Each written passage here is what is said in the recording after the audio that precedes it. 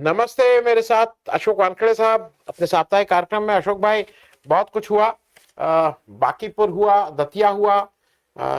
आपका आपके दोनों नजदीक हैं, लेकिन उससे ज्यादा बड़ी बात मैं जरा एक चीज और समझ लूं।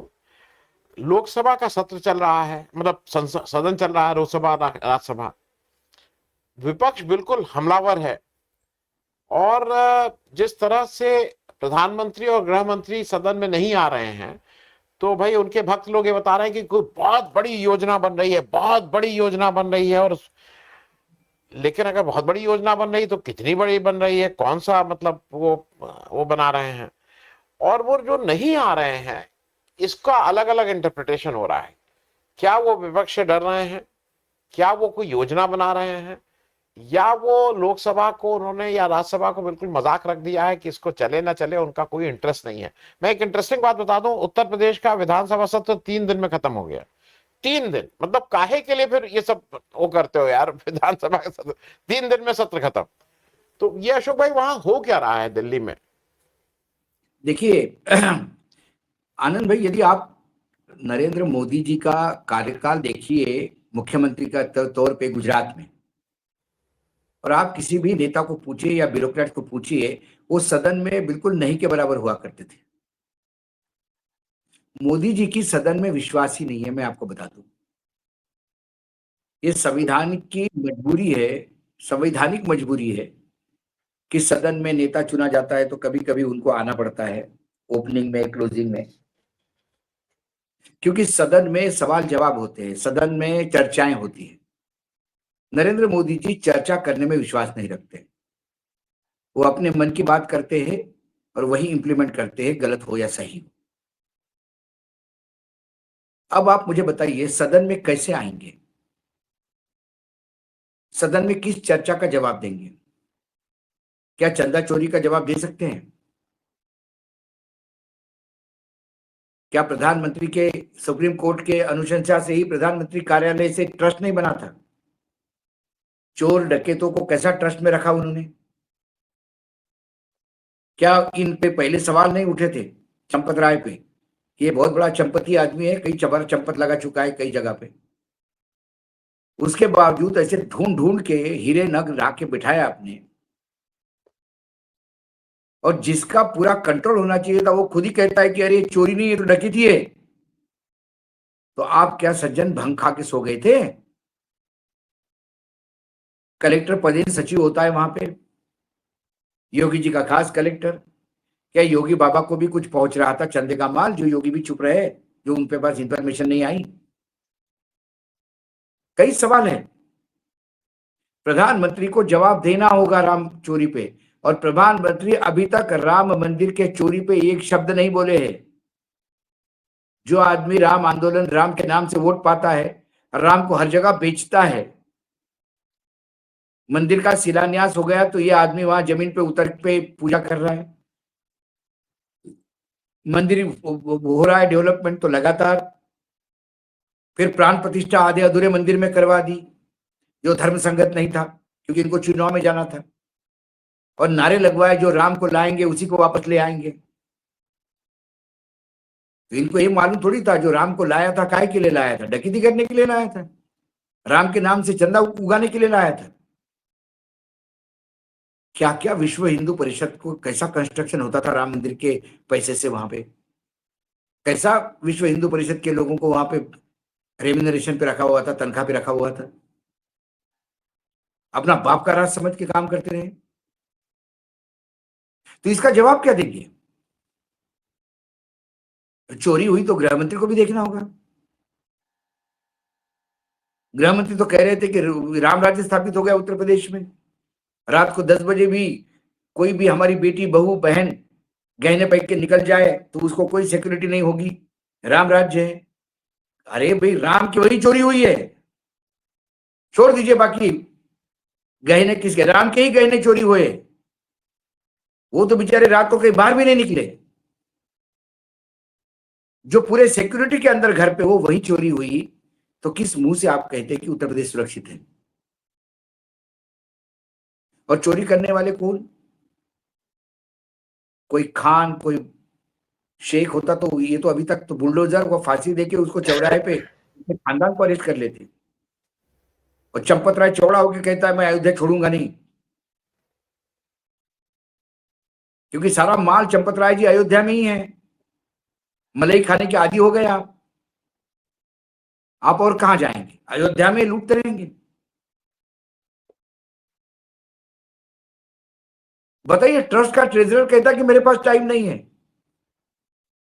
फ्रॉड आदमी गिरी और ये कहता है उस इस्तीफा दे देना। कोई मोरल कैरेक्टर है कि नहीं? भाषण बड़े बड़े कथावाचक अपने मोरलिटी बताते हैं, आपकी अपनी मोरलिटी कहां है? 4-5 पैदों को, 7-8 पैदों को अरेस्ट करवा दोगे, बस उसी पे खेल खेलोगे। पैसा कहां तक जा रहा था? 800 करोड़ का मंदिर का बजट 2400 करोड़ कैसा हो गया? जो सबसे पहले विसल ब्लोअर था उसने जो एफिडेविट दिया है 12 पॉइंट का, 14 पॉइंट का, उस एफिडेविट पे एसआईटी क्या कर रही है? उसने एक एक चीज बताई है। एफिडेविट एसआईटी के पास बैठा है, एसआईटी क्या कर रही है? बचाने का प्रयास कर रही है। कम से कम राम के घर में जो डकैती करते उनको तो मत छोड़ो, भगवान देख रहा होगा ऊपर। लेकिन इनकी आस्था भगवान में है ही नहीं। ये सब नास्तिक लोग हैं। इनके लिए राम, अंबेडकर, महात्मा गांधी ये सब एटीएम है समय समय पे बेचने के लिए।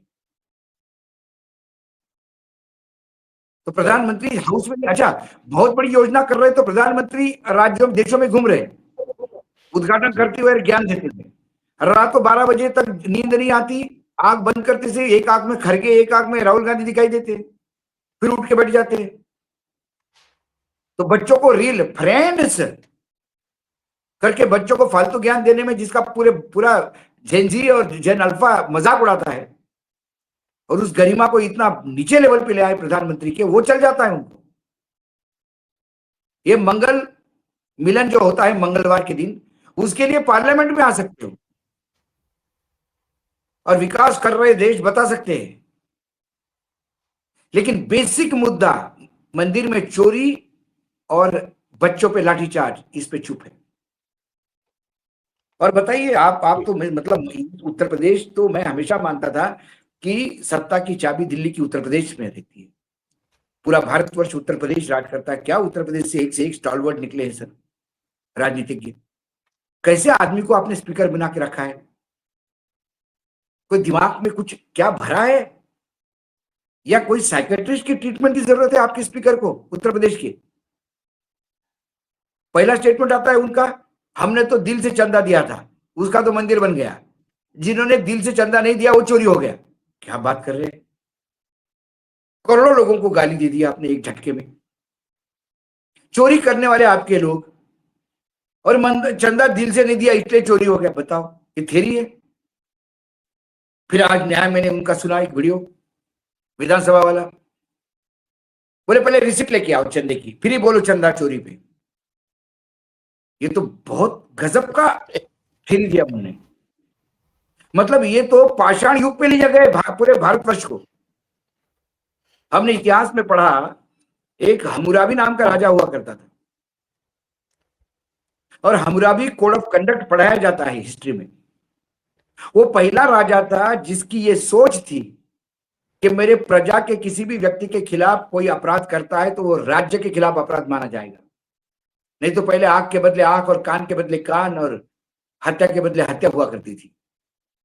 उस समाज को पहली बार उसने बोला कि किसी भी व्यक्ति का यदि पैर तोड़ा जाता है तो उसने वो गुनाह राज्य के खिलाफ किया, इसलिए राज्य उसकी सजा देगा। ये हम्मुराबी कोड ऑफ कंडक्ट, ये जितना भी आपके आईपीसी वगैरह सब उसके बेस है वो। और इन्होंने कहा तुमने चंदे की रिसिप्ट नहीं तो फिर तुम बोलने का अधिकारी नहीं हो। कल किसी लड़की की इज्जत उठ जाए, वो गरीब बेचारा जाए थाने पे, और थानेदार उसको कहे मेरी बेटी की नहीं लूटी भैया, मेरी बेटी सेफ है घर में, तेरी बेटी के लिए क्यों करूं मैं?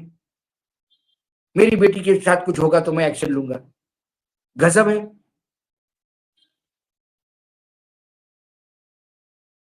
करेक्ट। मैं राम मुलायम सिंह के अशोक आरोप लगाते हैं कार सेवक मारने के। मैं स्पीकर महोदय को बोलता हूं, आपके घर के कितने लोग शहीद हुए? जब आपके घर का एक आदमी शहीद नहीं हुआ तो आपको मुलायम सिंह यादव को पूछने का अधिकार कैसा है कि गोली क्यों चलाई?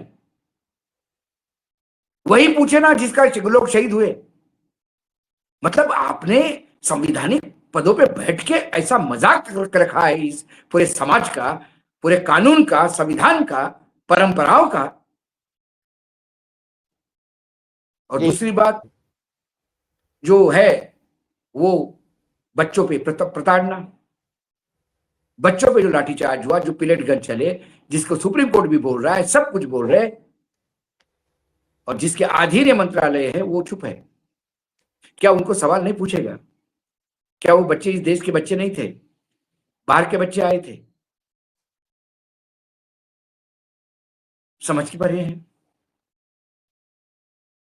जी। आ, क्यों नहीं पूछेगा? आ, जवाब पूछा जाएगा पार्लियामेंट में। पार्लियामेंट होती किसके लिए है? भत्ता लेने के लिए? पार्लियामेंट में सिर्फ जाके साइन करो और पैसा मिलता है, इसके लिए पार्लियामेंट होती है? पार्लियामेंट चर्चा का फोरम है। चर्चा करिए, इस देश के ज्वलंत इश्यू पे चर्चा नहीं करेंगे तो क्या करेंगे? मणिपुर जल रहा था तब भी आपने यही सही किया। मणिपुर के लिए कोई बोलने को तैयार नहीं था। जब सर्वोच्च न्यायालय ने सुओ मोटो स्व संज्ञान लेके मणिपुर पे रीट पिटीशन फाइल करवाई, तब 10 बजे प्रधानमंत्री ने आके कहा कि नहीं, मणिपुर में बड़ा गलत हो रहा है। उसके पहले आपके पास सूचना नहीं थी? मणिपुर की राज्यपाल अनुसुईया उइके क्या राष्ट्रपति के पास 45 मिनट बैठ के रोई नहीं थी? क्या वो गृह मंत्री को मिली नहीं थी? क्या प्रधानमंत्री को मिली नहीं थी? आधा आधा घंटा बताया नहीं था उसने क्या चल रहा है वहां पे? क्या किसी ने मुंह खोलने की बात की तब? और उसके बाद आपको मणिपुर राज्य इस देश का 2 साल जलता रहा। भाई है हमारे वहां पे, भाई बहनें रहती है। उस देश राज्य की चर्चा करने के लिए आपको अविश्वास प्रस्ताव लाना पड़ता है। थू है ऐसे लोकतंत्र पर। क्योंकि ये चर्चा करने के आदि नहीं, ये मन की बात करने के आदि है। जी जी। अशोक अशोक भाई, और लेकिन फिर एक तो मैं कहते हैं इसलिए कि कहूँ। आप सदन नहीं चलने दे रहे। ये सदन चलाना नहीं चाहते। सुषमा जी का बिल्कुल मुझे याद है, जब सुखराम को लेकर सदन बंद रहा था और जब पूछा तब तो हम रिपोर्टिंग में हुआ करते थे। तब सुषमा जी ने कहा कि सदन चलाने का काम सरकार का है, विपक्ष तो सवाल पूछेगा। आज कहां गया सरकार? आप विपक्ष में रहो तो सत्ता पक्ष सरकार चलाए, सदन चलाए।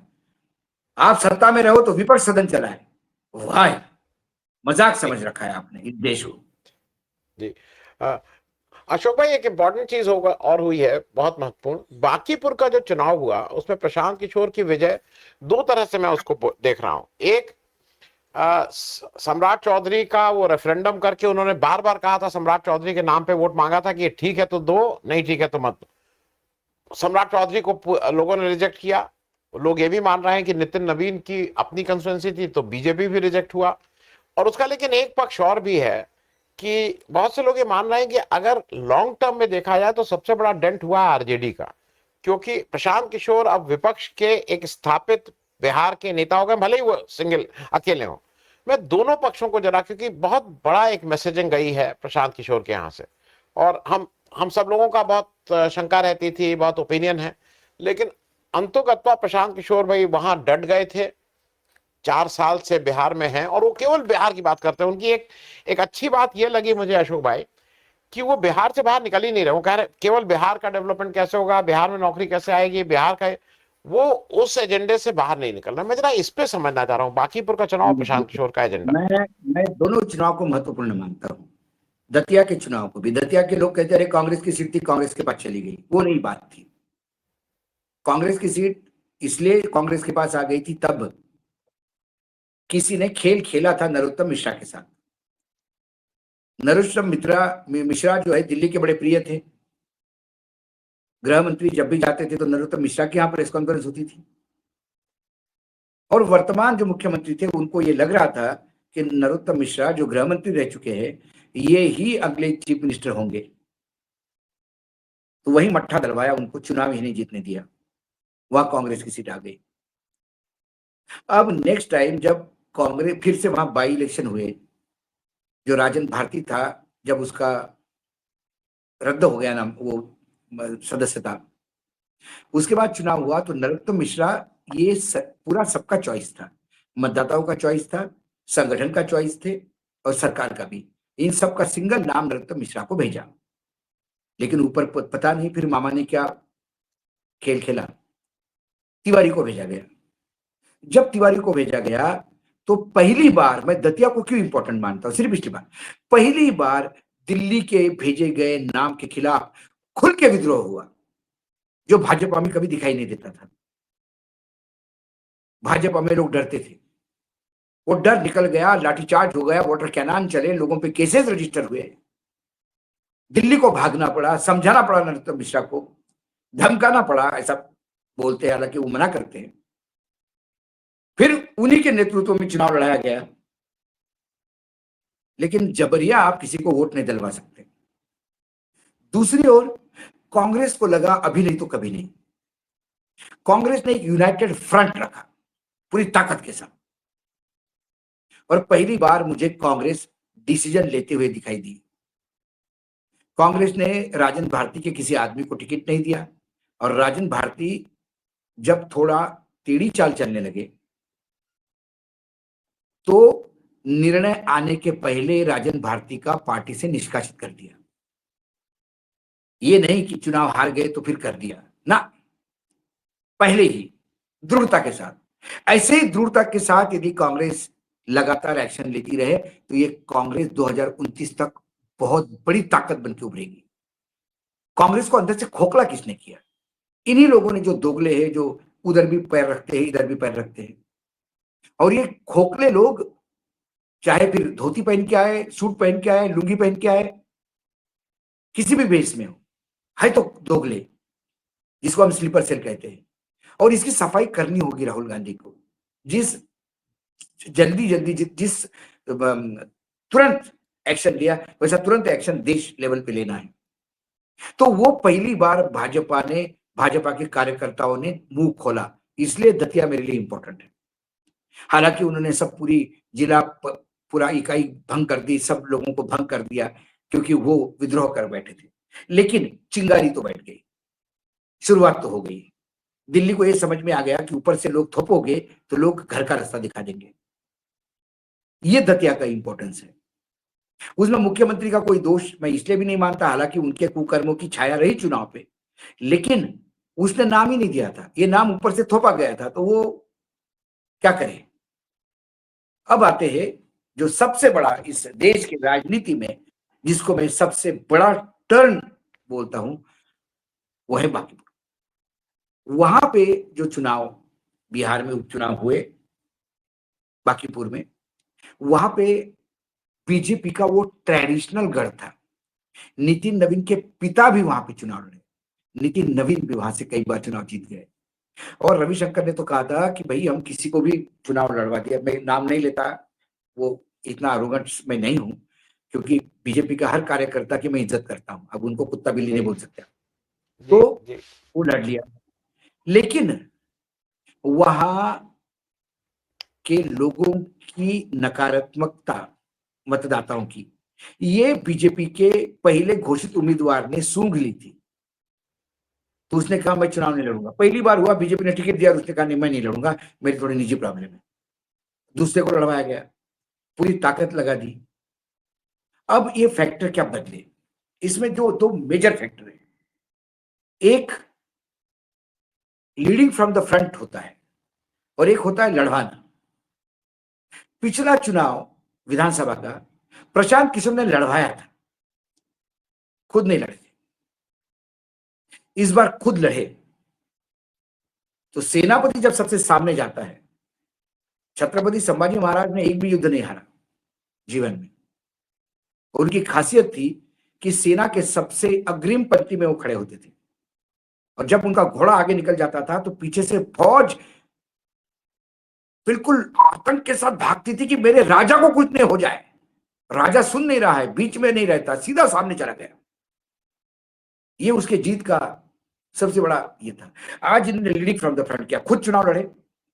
बिहार की बात कर रहे थे, उस कॉन्स्टिट्यूंसी में 1 से 1.25 लाख जेनजी मतदाता था। उसने बड़ा रोल अदा किया जेएनजी मतदाताओं ने। दूसरा मतदाता जनता दल यूनाइटेड का था, जो इस बात से आहत था कि कहीं ना कहीं नीतीश कुमार के साथ, जो नीतीश का वोट बैंक था निजी, जो नीतीश को प्यार करते थे, उन्हें लगा नीतीश के साथ धोखा हुआ। नीतीश को मुख्यमंत्री तो बना दिया, लेकिन जबरिया उनको रिटायर्ड करवा के राज्यसभा भेजा गया। वो एक मैसेज चला गया। और फिर प्रशांत किशोर तो थे ही, और यदि कोई अच्छा मुख्यमंत्री होता तो हो सकता है वो खींच भी लेता।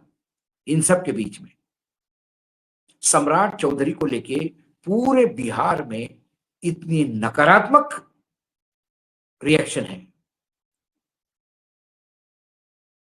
अच्छा, उसके बाद क्या होता है, आदमी के नकारात्मक वो सकारात्मक टर्न कर सकता है यदि उसका बोलने चालने का तरीका ठीक हो। ना उसे बोलने आता है, ना दम इतना है कि जितना नरेंद्र अमित शाह और नरेंद्र मोदी को नहीं होगा, उससे ज्यादा 2 फीट ऊपर है सम्राट चौधरी। पॉलिटिकल टूरिस्ट है, कोई लॉयल्टी नहीं है ये उसके लिए।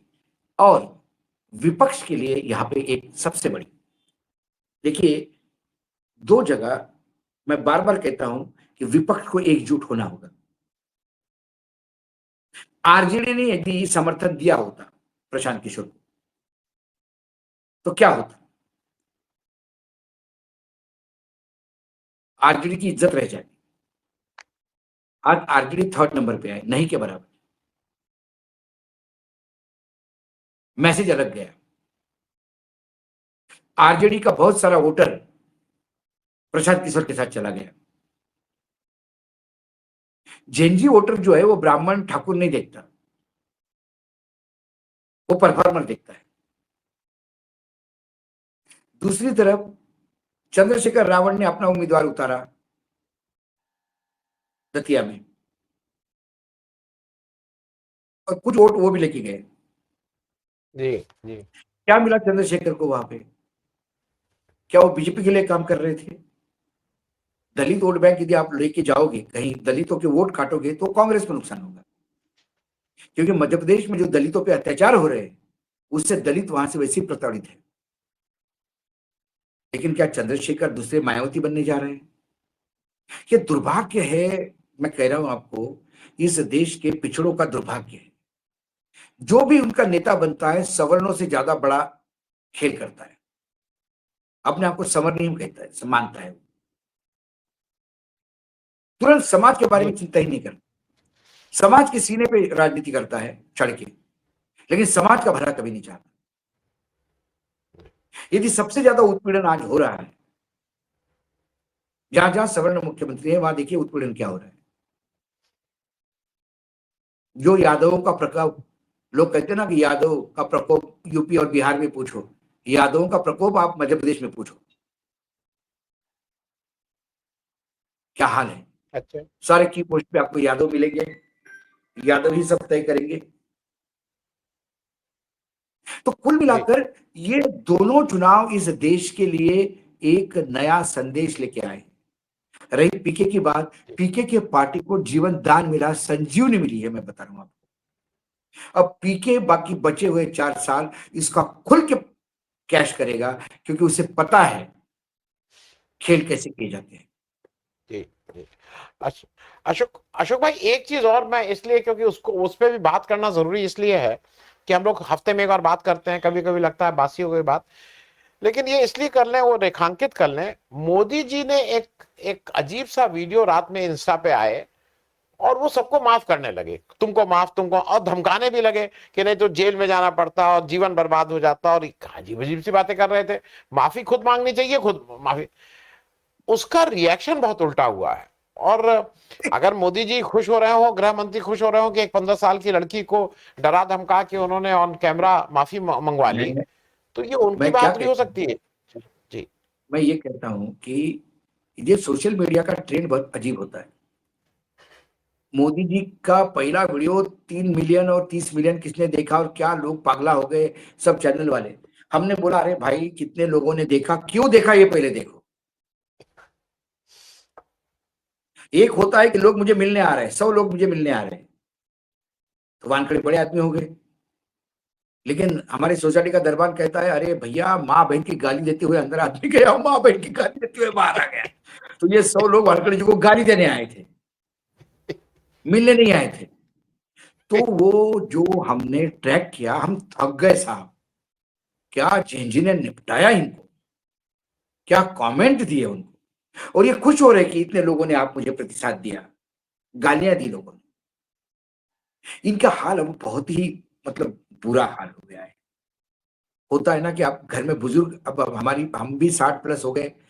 जब हम सब आपके घर में बैठे और आपका ग्रैंडसन यदि वहां आके डांस करने लगा किसी गाने पे, तो मैं भी उनके साथ नहीं नाच सकता ना। तो मैं वो दादा के रूप में सामने बहुत ताली बजाऊंगा। अब मैं भी बच्चा होकर नाचने लगूंगा तो फिर लोग हंसी हंसी का पात्र बनूंगा, मैं जोकर बनूंगा। ऐसा ही कुछ हमारे यहाँ हो रहा है, क्योंकि उनको किसी ने बोल दिया कि झेंझी को आप इंस्टा पे जाओगे तो झेंझी देखेगा। आप में क्या है देखने लायक, क्या बात करने लायक? मजाक उड़ाते हैं लोग आपका झेंझी में, क्यों, वाई? और एक तरफ उसकी प्रताड़ना चालू है और आप माफ करते हो। और प्रधानमंत्री जी ने बता दिया अपने वीडियो में कि मेरी कोई औकात ही नहीं रही अभी इस देश में। मैंने माफ करने के बाद भी पुलिस माफ करने को तैयार नहीं है, पुलिस मेरा सुनने को तैयार नहीं है। नहीं तो प्रधानमंत्री ने एक बार माफ करने के बाद किसी की औकात नहीं होनी चाहिए कि उस लड़की की तरफ आंख उठा के देखने की। लेकिन पुलिस उसको प्रताड़ित कर रही है। इसका मतलब प्रधानमंत्री के यहां से या तो मैसेज गया होगा, भले ही मैं माफी मांगू, अब छोड़ना मत। और ये जो छिछोरापन है कि बोलना कुछ करना कुछ, ये अब ये झिंझी जानता है भाई, जानता है। जी। अशोक भाई, मैं एक और चीज कहूंगा, इसी पे खत्म करूंगा। भाई मैं अपनी ईमानदारी से बताऊं, मुझे जो जो छात्र और यंग बच्चे जो बहुत दिनों बाद हास परिहास व्यंग सटायर ये देखने को मिला, मतलब अद्भुत। आप हंसते हंसते आपको लगे कि कहां कहां से क्या क्या चीजें ला रहे थे। और क्या मैंने मैं स्लोगन देख के, it was such a great entertainment. मैंने हाँ, एक नारा देखा, हम बोलते ना दूल्हा दुल्हन राजी तो क्या करेगा काजी। हाँ। तो उसी तर्ज पर मैंने स्लोगन देखा, दूल्हा दुल्हन राजी तो क्या करेगा ना जी। मतलब वो क्या कहें आप? नहीं, मतलब इतने क्रिएटिव, और मैं एक और चीज बताऊं अशोक भाई, ये जो झूठ बोल रहे हैं मोदी जी, मैं हो सकता है कहीं हमने इतना सुना, बहुत सब लोग सुन रहे थे, कहीं गाली देते हुए मैंने नहीं सुना, व्यंग परिहास हास ये करते नहीं, हुए सुना है। मैंने क्या कहा, बच्चों ने गाली दी। मैं अभिजीत दीपिका को सुन रहा था, मैं मतलब उसके मैच्योरिटी को मैं मानता हूँ। उसने कहा कि देखिए 15 साल की बच्ची है, कई बार निकल गया मुंह से, वो इतनी मैच्योर थोड़ी है, पॉलिटिकली मैच्योर थोड़ी है, उसको प्रोटोकॉल थोड़ी मालूम है। उसने दे दी गाली एक जुनून में आके। तो आप उसको माफ करोगे कि आप उसको प्रताड़ित करोगे? और यदि गाली देने के बाद प्रधानमंत्री की माँ माँ है, बाकियों की माँ माँ नहीं है। नहीं। आपका एक प्रवक्ता नेशनल टेलीविजन पे लाइव पे चलते प्रोग्राम में कांग्रेस के प्रवक्ता को बोलता है कि तेरी माँ रंडी है। मुझे बताइए, उस उस प्रवक्ता पे कोई कोई कोई एक्शन हुआ अभी तक? इसका मतलब उस प्रवक्ता के शब्दों को पूरे संगठन ने और सत्ता ने संरक्षण दिया हुआ है। तो आप किसी भी के भी मां को रंडी जैसी गाली दे दोगे, वो लोग सहन करेंगे। आपने क्या कहा, कांग्रेस की विधवा? क्या राहुल गांधी और प्रियंका गांधी को बुरा नहीं लगा होगा कि मेरे मां के बारे में क्या बोलते हैं? हाइब्रिड बछड़ा राहुल गांधी के लिए जब बोलते हो तब उसको दुख नहीं होता होगा? जी, आप जब जी। 50 करोड़ की गर्लफ्रेंड बोला तो क्या शशि थरूर को दुख नहीं होगा? आप किसी की पत्नी पे लेबल लगा रहे हो, प्राइस टैग। और ये प्रधानमंत्री ने बोला है। जी, जी, जी, जी, जी। और अशोक भाई मैं तो एक ही चीज कहता हूं, देखिए मोदी जी को लोगों ने भला बुरा कहा है, मोदी जी की मां को नहीं कहा है। अब मोदी जी इसको ये दो अलग अलग चीजें हैं, मोदी जी को मैंने कहना क्या और मोदी कहा? जी की मां, ये दोनों अलग अलग चीजें हैं। और मैं अंतिम तो बात एक और आपसे एक छोटा। यंग जनरेशन देखिए। अब आप मुझे बताइए, आज मैं कल मेरे जीजा के पास, एक संडे के दिन हम लंच के लिए बैठे थे जीजा के पास। हमारे जीजा यूनिवर्सिटी के प्रेसिडेंट हुआ करते थे, इंदौर यूनिवर्सिटी के। और बड़ा उन्होंने आंदोलन आंदोलन किया था अर्जुन सिंह के समय। मुख्यमंत्री इंदौर में आके चौराहे पे बैठ गए थे बच्चों के साथ, मतलब इस लेवल पे आंदोलन किया था। तो वो मुझे हंसते हुए बोल रहे थे कि बोले एक घोर संघी जो कॉलेज में था हमारे, और इंदौर में बड़ा बिजनेसमैन है, घोर संघी, इंजीनियर था, बोले हमारे बैच में। बोला मैं इंदौर गया तो ऐसे ही गेट टुगेदर में, तो उसने मुझे कहा कि यार ये जो बच्चे ने गाली दी ना, अब इसको क्या बुरा कहे। हमने भी तो अर्जुन सिंह को ऐसी गालियां दी थी जब हम एजुटेशन में थे, तब इससे भी गंदी गंदी गालियां दी थी। अब उस जमाने में टेलीविजन नहीं था इतना, सोशल मीडिया नहीं था, तो बोले हम भी तो जोर जोर से चिल्ला रहे थे, कैसे गंदी गंदी गाली देते थे जुलूस अश- निकाल के। अशोक तो बोले अशोक आप इस भाई, बच्चों को क्या कहे यार, अब तो जनरेशन बदल गया है।